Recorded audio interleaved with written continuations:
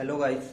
आज का हमारा जो टॉपिक है वो है वोट एंड स्ट्रीम से रिलेटेड। ज़्यादा नहीं, मुश्किल से 15 या 20 मिनट का टॉपिक है ना। इतना भी नहीं लगेगा मुझे तो लगता है। वोट एंड स्ट्रीम के कॉन्सेप्ट में क्या करना होता है, सही लिखा हुआ है ना, VOAT, वोट एंड स्ट्रीम।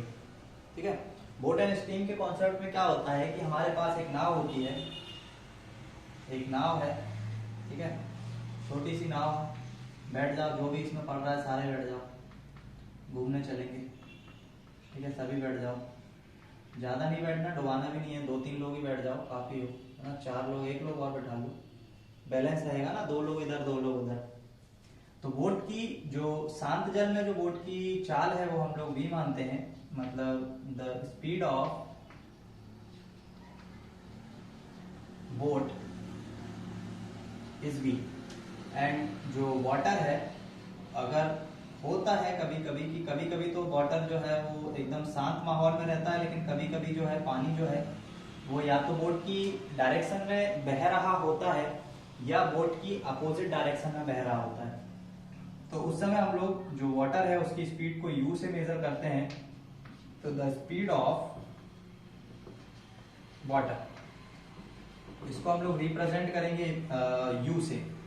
ठीक है, अब यदि मैं बोलूं कि एक व्यक्ति है जिसको 10 घंटे लगते हैं धारा की दिशा में जाने पर, मतलब v प्लस यू, धारा की दिशा में जब जाएगा तो देखो यहाँ वो कॉन्सेप्ट मत यूज करना कि अगर कोई व्यक्ति इस डायरेक्शन में जा रहा है और कोई व्यक्ति इस डायरेक्शन में जा रहा है तभी आप v प्लस यू करोगे।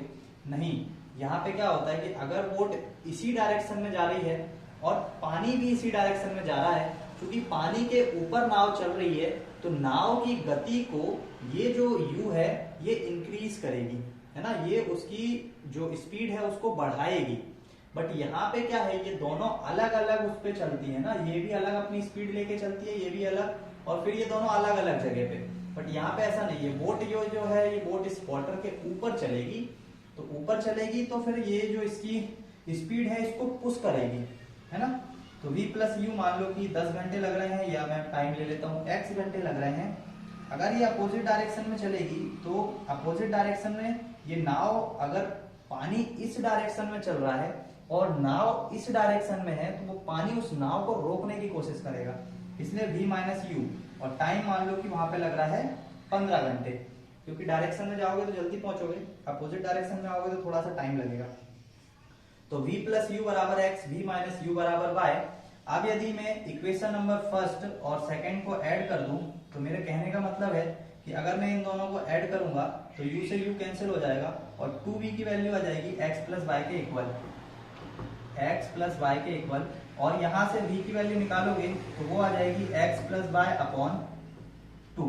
तो जब भी आपको v प्लस यू की वैल्यू दी हुई हो, मतलब कि बोट को धारा की दिशा में जाने पर 10 घंटे लग रहे हैं, धारा की अपोजिट दिशा में आने पर 12 घंटे लग रहे हैं या 15 घंटे लग रहे हैं, तो आप v की वैल्यू डायरेक्ट ऐसे निकालोगे, x प्लस वाई अपॉन 2 करके, और u की वैल्यू भी आप ऐसे ही निकालोगे, x plus Y upon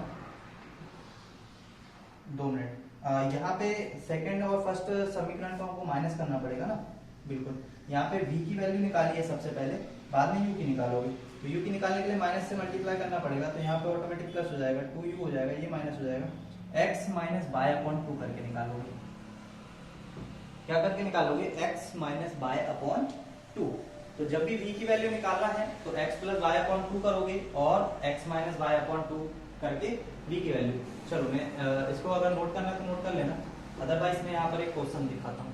question दिखाता, मैं एक धारा की दिशा में कोई व्यक्ति जब जाता है, मान लो ये 2 पार्ट है a से b, पूरा ये जो डिस्टेंस है ये d है। एक व्यक्ति यहाँ से यहाँ जाता है धारा की दिशा में, तो उसे जो टाइम लगता है वो लगता है 10, और जब वो लौट के आता है तो उसे टाइम लगता है 15 घंटे। 15 ले लो या 12 ले लो, 15 कटेगा नहीं इसलिए 16 ले लो, ठीक है। तो धारा की दिशा में जाने पर उसको 10 घंटे लगते हैं, धारा के विपरीत दिशा में आने पर उसको 16 घंटे लगते हैं। तो आप मुझे बोट की चाल और धारा की चाल बताओ क्या होगी, ठीक है। तो जब भी हमें v की वैल्यू निकालना है तो हम दोनों को ऐड करेंगे, 10 और 16 को ऐड करो और 2 से डिवाइड कर दो तो कितना आ जाएगा 13। और v u की वैल्यू निकालना है तो x में से y को माइनस करो, मतलब 10 में से 16 को माइनस करो तो वो आ जाएगी 6, और 6 के अपॉन में 2 करोगे तो वो कितना आ जाएगा 3। तो v और u की वैल्यू जो आने वाली है, एक आ जाएगी 13 और एक आ जाएगी 3 किलोमीटर। तो ये नॉर्मली बोट एंड स्ट्रीम के क्वेश्चन है, सॉल्व होंगे एकदम आराम से, सरल क्वेश्चन है, नो प्रॉब्लम, विदाउट टेंशन, मतलब आराम से बोट एंड स्ट्रीम के क्वेश्चन होंगे ना। ये तो हो गया कि ऐसा कुछ मतलब दिया हुआ हो तो कैसे चलना है। इसके बाद क्या है कि इस क्वेश्चन में जैसे कि मान लो इनकेस यहाँ पे अगर ये डिस्टेंस भी पूछा होता हमसे, क्योंकि v की वैल्यू तो तुमने निकाल ही ली थी ना, कितनी 13, और u की वैल्यू भी निकाल ली थी कितनी 3। अगर ये पूछता कि इस a से b के बीच का डिस्टेंस कितना है, तो डिस्टेंस कैसे निकालते हैं, डिस्टेंस बराबर होता है चालों का गुणनफल, चालों का एडिशन और टाइम डिफरेंस, है ना। x प्लस वाई की वैल्यू कितनी है 13 गुणा 3 बटे 13 धन 3, टाइम डिफरेंस कितना है 5 का, क्योंकि पहले देखो v प्लस यू में लग रहा था उसको टोटल 10 घंटे और v माइनस यू में उसको लग रहा है 16 घंटे, टाइम डिफरेंस कितना आएगा 6 का आ जाएगा। करोगे इसको सॉल्व, 13 दूनी 26, 13 तिया 39, इसको जोड़ोगे 16, ये करोगे 6, 4 से काट 2 से काट दो, 2 8 16, 2 तिया 6, 9 तिया 27, हासिल कर दो, 3 तिया 9 तो क्या है 117 बटे 8 क्या आ जाएगा इसका डिस्टेंस आ जाएगा। तो सॉल्व नॉर्मल है ना, कोई दिक्कत नहीं है। एक्चुअल में यहाँ पे क्या लिखा हुआ था, ये तो हमारा वो कॉन्सेप्ट हो गया कि v प्लस यू का अगर कोई x वैल्यू दिया हुआ है, v माइनस यू का अगर कोई y वैल्यू दिया हुआ है, तो v का value automatic x plus Y upon 2 होगा और u का value x minus Y upon 2 होगा, ठीक है। अब मैं ये बोलना चाहूँ कि v प्लस यू और अपॉन v माइनस यू दोनों जो समीकरण थे उनमें पहले वाले का टाइम मान लो t1 था, दूसरे वाले का टाइम t2 था, है ना। ये देखो ये है एक्स वाई माना था, आप इसको t1 मान लो और इस वाले टाइम को t2 मान लो। तो ये टाइम t1 और t2 की वैल्यू कैसे फाइंड करोगे, है ना। तो ये टाइम t1 t2 की वैल्यू फाइंड करने के लिए मान लो कि ये वैल्यू मैं दे देता हूँ 7/2 दे देता हूँ। तो आपने क्या करना है कि ऊपर वाली वैल्यू निकालने के लिए तो इसको ऐड कर दो, है ना। अगर कोई क्वेश्चन में कुछ चीजें ऐसी दी हुई है और टाइम दिया हुआ है तो v और u की वैल्यू कैसे निकालोगे, है ना। अगर कोई चीज अनुपात में दी हुई है तो कैसे निकालोगे, हालांकि फॉर्मूला ये तो करेक्ट ही है ना। दोनों को जोड़ के 2 से डिवाइड करोगे तो भी आएगा लेकिन अगर कोई चीज अनुपात में दी हुई है तब ये कॉन्सेप्ट नहीं लगा पाओगे। तब ये x प्लस वाई अपॉन 2 करोगे तो 7 और 2 9/2 मतलब 4.5, तब गलत हो जाएगा, है ना। तो उस केस में क्या करना होता है कि इस वाले को इस वाले में जोड़ दो, कितना आएगा योगांतर अनुपात यूज कर रहे हैं एक तरीके से, इसको इसमें जोड़ोगे तो कितना आएगा 7 धन 2, ऊपर तो आएगा 7 धन 2, नीचे आएगा 7 ऋण 2, ठीक है। 7 में आपने क्या किया धन किया किसको नीचे वाले को, इसका मतलब है v प्लस यू में धन करोगे किसको v माइनस यू को, और नीचे मैंने क्या 7 में से माइनस किया 2 को, मतलब ऊपर वाली वैल्यू v प्लस यू उसमें से मैंने माइनस किया v, इन दोनों के बीच जब माइनस का यहाँ आगे मल्टीप्लाई करोगे तो प्लस हो जाएगा v प्लस यू। अब देखो ऊपर v से v कैंसिल, नीचे ऊपर u से u कैंसिल और नीचे v से v कैंसिल। तो यहाँ पे जो है हमारे पास इन दोनों को जब जोड़ोगे तो वो आ जाएगा 2v, और नीचे वाले दोनों u को जोड़ोगे तो आ जाएगा 2u, 2 से 2 क्या हो जाएगा कैंसिल हो जाएगा। तो यहाँ पे आ जाएगा 7 और 2 9, और यहाँ पे आ जाएगा 7 में से 2 जाएगा तो 5, तो ये आ जाएगा 9/5, ठीक है। तो यहाँ से v और u की वैल्यू पता लग गई ना, v की वैल्यू आ गई 9 और u की वैल्यू कितनी आ गई 5, ठीक है। अब ये कॉन्सेप्ट अगर यहाँ पे लगाते तो यहाँ कुछ ऐसे लगाना पड़ता कि x प्लस वाई के बटे में जो 2 आता, इसके x माइनस वाई के बटे में जो 2 आता, पहले इन 2 को कैंसिल करना पड़ता, देन उसके बाद x प्लस वाई और नीचे आ जाता x माइनस, तब ये चीज करेक्ट हो जाती है ना, तब ये चीज करेक्ट हो जाती। तो ये है बोट एंड स्ट्रीम का कुछ कॉन्सेप्ट, ठीक है। इसके अलावा इसमें ज्यादा कुछ है नहीं, नॉर्मली यहाँ तक ठीक है। इसके बाद थोड़ा सा एक टॉपिक और है और बाकी खत्म है फिर बोट, ठीक है। इसके बाद ये लास्ट हमारे पास फॉर्मूला है जिसमें कि हम लोग को मान लो कि डिस्टेंस जो है, ये डिस्टेंस हमें अगर कांस्टेंट है और बोट एंड स्ट्रीम के कॉन्सेप्ट में मैक्सिमम टाइम कांस्टेंट ही आएगी, कांस्टेंट है और दी हुई है, ठीक है। अगर डिस्टेंस जो है वो कांस्टेंट है और दी हुई है, साथ के साथ हमें v की वैल्यू गिवन है, ठीक है। मैं दोनों ही कॉन्सेप्ट बताने वाला हूँ। v की वैल्यू अगर गिवन है और u की निकालना है तो क्या करेंगे, और अगर हमें डिस्टेंस कांस्टेंट है, कांस्टेंट ही रहने वाली है बोट एंड स्ट्रीम के कॉन्सेप्ट में ना, और गिवन है, और उसके साथ साथ v की वैल्यू निकालना है और u की वैल्यू अगर गिवन है, ठीक है। ये दो कॉन्सेप्ट आएंगे जिसमें हमारे पास, और यहाँ पे डेल्टा टी भी आने वाला है, डेल्टा टी की वैल्यू भी अगर गिवन है, गिवन देना भी पड़ेगा उसे, और यहाँ भी डेल्टा टी की वैल्यू गिवन है, ठीक है।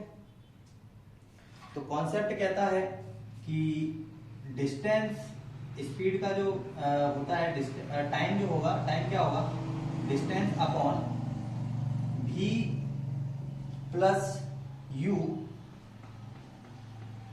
Plus d upon b minus u, ये बराबर होगा किसके, टोटल टाइम के। तो अब आप यहां से क्या कर सकते हो, d को कॉमन ले लो, d को कॉमन लोगे तो ये v माइनस यू यहाँ पे आएगा और ये v प्लस यू यहाँ पे आएगा, और नीचे दोनों का क्या हो जाएगा, मल्टीप्लाई हो जाएगा, v प्लस यू और v माइनस यू, और ये बराबर आएगा टोटल टाइम के। तो यहाँ से जो फॉर्मूला निकल कर आएगा हमारे पास, d बराबर ये v plus you, v minus you को वहां भेज दो, v प्लस यू और v माइनस यू, और इसके बटे में देखो ये u से u कैंसिल, तो यहाँ पे आ जाएगा 2v और टोटल टाइम का हो जाएगा मल्टीप्लाई। तो ये फॉर्मूला है जो कि आपको याद रखना है बोट एंड स्ट्रीम के कॉन्सेप्ट में। और जब जो चीज हमें गिवन होती है उसको नीचे हम 2 से मल्टीप्लाई करते हैं, बस इतना याद रखना है। अगर ये कॉन्सेप्ट याद रख लोगे तो बोट स्ट्रीम के क्वेश्चन ज्यादा से ज्यादा 30 सेकंड है ना, आराम से सॉल्व करके आओगे।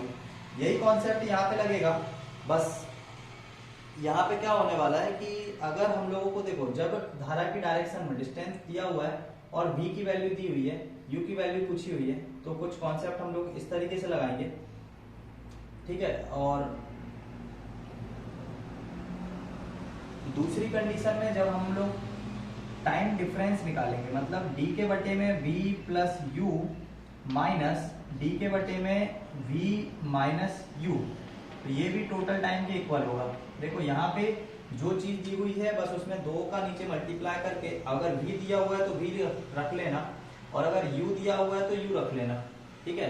ये उस कंडीशन में है जब वो, ये तब है जब दोनों एक ही डायरेक्शन में हो, ये तब है जब दोनों अपोजिट डायरेक्शन में हो। तो उस कंडीशन में भी हमारे पास फॉर्मूला तो ऐसे ही यही निकल कर आएगा, d जो है d कॉमन ले लोगे, d कॉमन लोगे तो v माइनस यू यहाँ पे आएगा, माइनस का मल्टीप्लाई करके v माइनस यू यहाँ पे हो जाएगा, और बटे में आ जाएगा v प्लस यू और v माइनस यू, और ये पूरा का पूरा बराबर होगा टोटल टाइम के।